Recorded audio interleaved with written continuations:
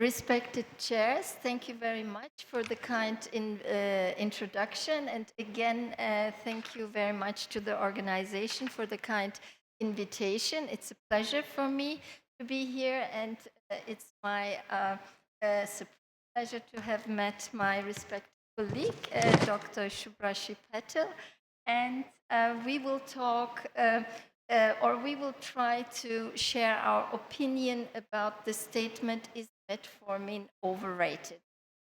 Is I can okay. So how do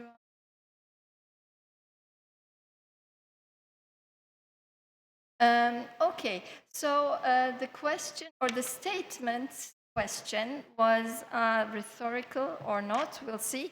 Is metformin overrated? And actually, what is it entailing? Is it about, the effect of metformin preventing premature mortality, so increasing longevity in people with type 2 diabetes? Is it about possible inferiority of metformin as compared to the newer drugs, the newcomers on the block?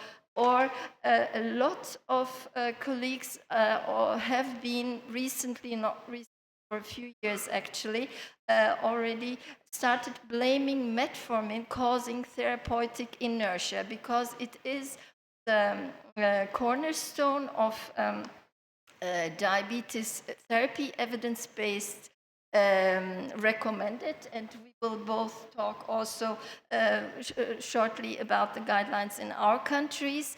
And in a lot of guidelines, there is still the recommendation, once you have diagnosed a person with diabetes, type 2 diabetes, and there are no contraindications, you should be starting with metformin first and then follow up for 3 months for glycemia, and if there's no benefit, also for, of course, metformin and lifestyle. And if there's no benefit after 3 months, then you can add on another drug and escalate your therapy. So actually, the real question is not whether metformin is overrated or not, but whether it is still or should still remain the foundational therapy with an unnegotiable benefit, additive benefit. And the thing is, and that's also what I will be actually finishing my talk with, one very simple statement, that metformin is a very senior kid on the block, and it has not enough PR and marketing recently. So the newer agents have a lot of marketing, and with marketing, I mean, of course, in a scientific context, all the trials, all the COTs, none of them has been done in comparison directly with metformin as head-to-head, but always metformin was the big brother or big sister supporting in the background, and those new drugs were added on metformin. This is why we have to be careful interpreting the evidence of the recent trials and CVOTs. Actually, metformin is termed to be glucose lowering and safe in terms of hypoglycemia and weight neutral or modest weight loss. Well, everybody who is, we're using metformin a lot in my country. I come from Turkey, and everybody who uses metformin knows that this modest weight loss, actually, if the patient is persistent in the use and adherent, there is weight loss. And so we can definitely, I definitely count weight loss as one of the benefits of this compound. Very, very important for my country is, of course, access to healthcare, so the cost, metformin being, as I said, the oldest, one of the oldest brothers on the block, is very accessible also financially for all health systems, and even people in my country, all the Turkish citizens are covered by the national healthcare system, and healthcare is for free, pro bono. So if you have an ICD code of type 2 diabetes, you will be reimbursed this drug for lifetime. So it's really, really accessible at no cost. Very, very important in countries like and all current guidelines, including the ones in my country, for instance, guideline, the guideline of the Turkish Society of Endocrinology and Metabolism, are advocating metformin as the first choice here. Yes, and that I already talked about. There are no head-to-head comparisons. It's always add-on. So we never would know how much this big brother metformin has contributed to the success of these drugs to be compared, and the mortality benefit that has been shown, with the hazard ratios always cite and see everywhere. There is probably and most likely an additive effect, so metformin is supporting this, and there is no evidence which would be able to show us otherwise. So again, be careful with interpreting evidence. Yeah, and the new kids on the block, I won't dwell into this. You know all these, but there is no study, really, no study which shows if you kick metformin out of the game, what happens then? We don't know. So again, be careful. Risk context matters. I'm not going to advocate that metformin is the holy grail and it's a must and it's the only thing to consider to start with once you diagnose a person with diabetes. Of course, personal risk stratification matters, and we know by current evidence that there are some drugs which are likely to benefit in terms of premature morbidity and mortality if the people at diagnosis, if the person with diabetes at diagnosis is at high risk, has certain risks. So definitely is metformin is a cornerstone and the background of therapy, and it should not be considered as an old-fashioned drug which we can totally overlook. And this table I especially wanted to put there because it contains absolute risk reductions and numbers needed to treat.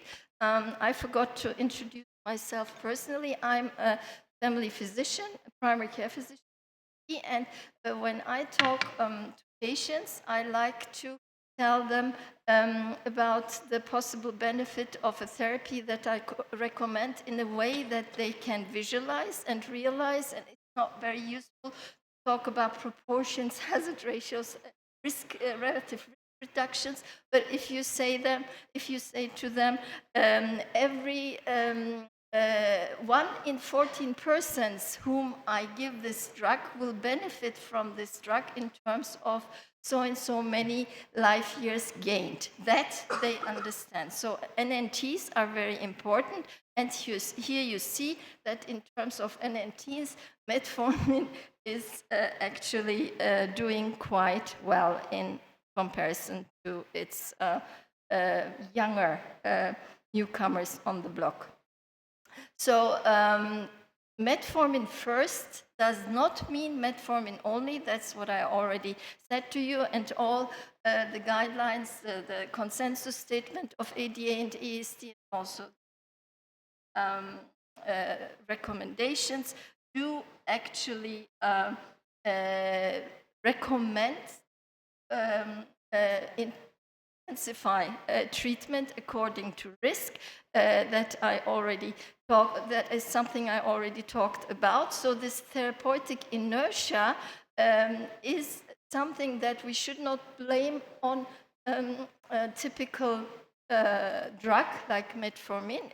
Therapeutic inertia can happen with any drug that you choose for your freshly diagnosed type 2 diabetic patient. If you don't, for instance, uptitrate the dose, that is also therapeutic inertia. You might be starting with something else than metformin, but if you don't do what it takes, then this is also therapeutic inertia.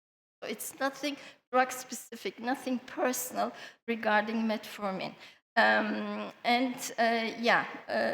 We don't need to discuss what therapeutic inertia is.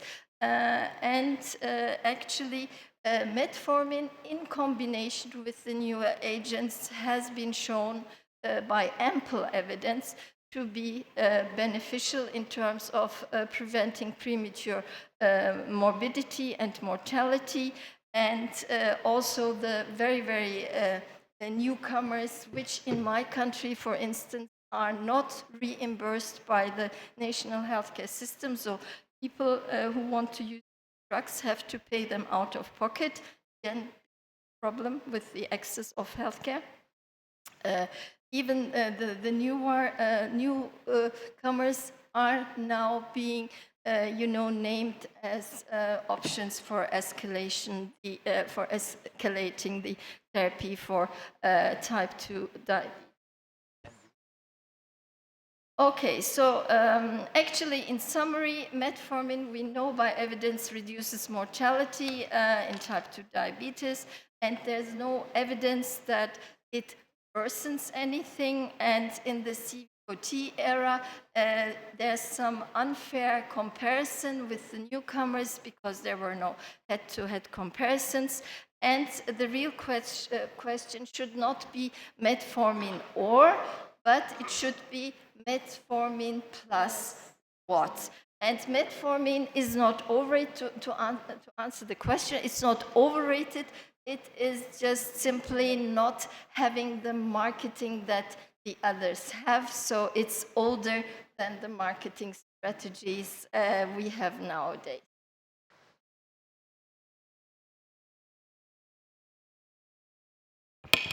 After that wonderful presentation by my co-speaker, I'm afraid that I may sound a bit repetitive when it comes to metformin. So the question here is metformin overrated? And metformin is practically a king sitting on the throne. The question asked here is whether this molecule needs to lose its position on the throne or needs to share this position with other molecules. That's the question that we are discussing. We all know that metformin is a cornerstone in diabetes care, and we are practically finishing 100 years of using metformin, and our experience on this molecule is immeasurable. We have immense trust while using this molecule because it is one of the longest used molecules in our kitty as treating physicians. Metformin, of course, has various different mechanisms of action, chiefly being at the liver, decreasing glucose hepatic output, increasing peripheral glucose utilization, energy dissipation, Plancanic glucose turnover. In general, it is one of the best anti-hyperglycemic drug, even safe in the elderly population. We all know the legacy of metformin and evidence that comes from UKPDS data. Over 10 years of study tells us that it leads to marked reduction in stroke and all-cause mortality.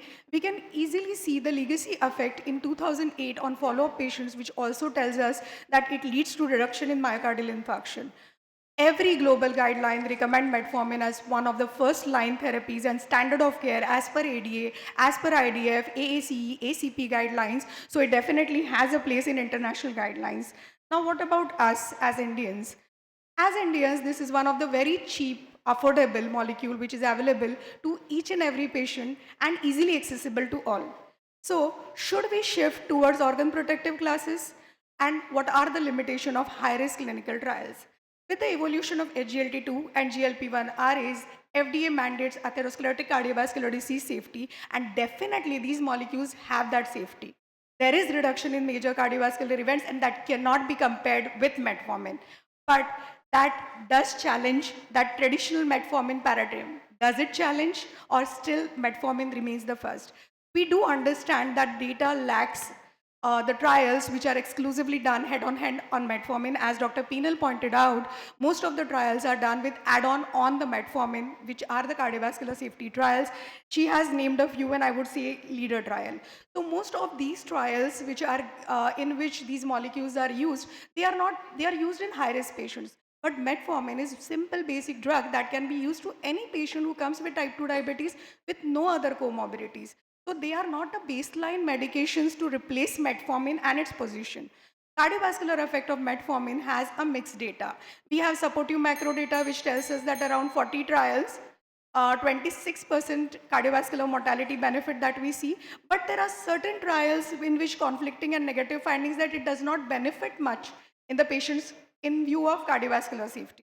There are research gaps because there are no placebo trial vacuums are there, but we are looking at one of the biggest trial that is coming up, that is VA impact trial, which is ongoing, and here the metformin is used for pre-diabetic patients who have cardiovascular disease. So data of this trial will truly establish whether metformin as a molecule is giving us the cardiovascular safety that we want to give to our patients. Metformin has its first place in prediabetes. There is no competition out here in the area of prediabetes. With the evolving landscapes, now we are at the crossroads. It is one of the positions that metformin have, and it is a remarkably stable position. As per even guidelines, metformin is a foundation therapy. Although the use of GLP-1 and SGLT2 has increased exponentially, but it has occurred as an add-on therapy, not replacing metformin. Therefore, what we are seeing is the decline in sulfonylurea and probably other category of medications, and metformin being the first line, these medications have taken a second line place but not replaced metformin. GLP-1 receptor agonists or SGLT2 inhibitors. Are we looking beyond glycemia? Yes, we are. But my dear friends, the future is going to be of precision medicine. We are going to look at genotype and phenotype of the patient, understand what this patient is going to respond to best, whether this patient would eventually in future will have a cardiovascular illness, and then we will make the drug selection for the patients. So metformin and cardioprotective medications both will have their place in our prescription. So definitely SGLT2 for the patients for hemodynamic stability, wherein we are concerned about heart failure, kidney, and GLP-1 RAs, we will target those patients which are having atherosclerosis and inflammation. So stroke and MI, we have different choice. Baseline medication, we would have different choices. Navigating therapy, optimizing amidst newer therapies. I will now speak about Indian guidelines, whether we talk about RSSDI or ICMR guidelines.